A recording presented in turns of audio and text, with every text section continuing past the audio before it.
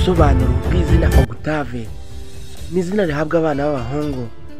Ni izina rikomoka mu rurimi rw'ikilatini bivuye ku ijambo Octavius, rikaba risobanura icyamunani. Ubundi Octave ni icyamunani cyane cyane bagendeye ku manota y'umuziki. Uzasanga abantu bitwa ba Octave bamwe babahamagara Octavia, Octavio na Octaviani. Amwe mu mateka rino zina nuko mu mwaka w'1919 muri Leta Zunze Ubumwe za Amerika, muri leta ya Louisiana, hari hariba Octave 16. Ni mu gihe mu mwaka w'1918 hari abiswe ba Octave 18. Uhereye mu mwaka w'1880 ukagera muri 2023 hari hariba Octave 443 muri Leta Zunze Ubumwe za Amerika. Munyemerere tuvuge bimwe mu biranga ba Octave. Ba Octave usanga ari abantu bagira ikinyabupfura. Octave ni umuntu w'umunyampuhwe, kandi Octave ni umuntu wita cyane ku muco we, cyane cyane ibigendanye n'imyambarire. Octave ni umuntu wumva inama, yumvira abandi. Octave ni umuntu uha agaciro inshuti ze cyane, kandi Octave byinshi akora abikorana imbaraga ze zose. Octave azi gutera iva kwa bande.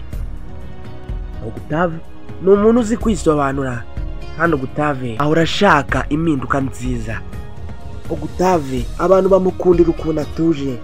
Octave akunda ibirori. Octave gusobanura ibintu bikomeye cyane cyane byo mu nyandiko ni ibintu bye. Octave nishima ntabwo azabiguhisha, ahubwo arabikwereka. Urukundo Octave nta kindi aba ashaka usibye umuntu utuma yiyumva neza. Benshi bafata Octave nk'umuntu wigirira icyizera gituma rimwe na rimwe yiyemera. Gusa bamwe batangazwa cyane n'ukuntu akora ibintu bye. Dore imyuga ba Octave bakunze gukora. Bakunze kuba abashushanyi, abanyamuziki, abanyabugeni, abarimu, abanditsi ndetse n'indi myuga. Ibara ba Octave bakunda ni ibara rya violette.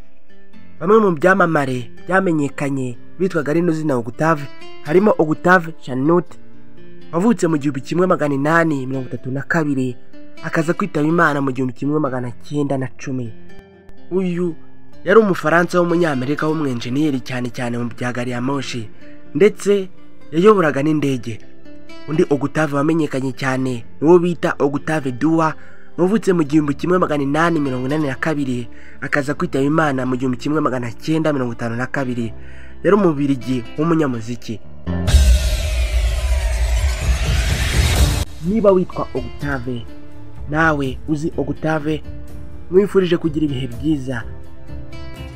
Mureke duhure mu bindi biganiro.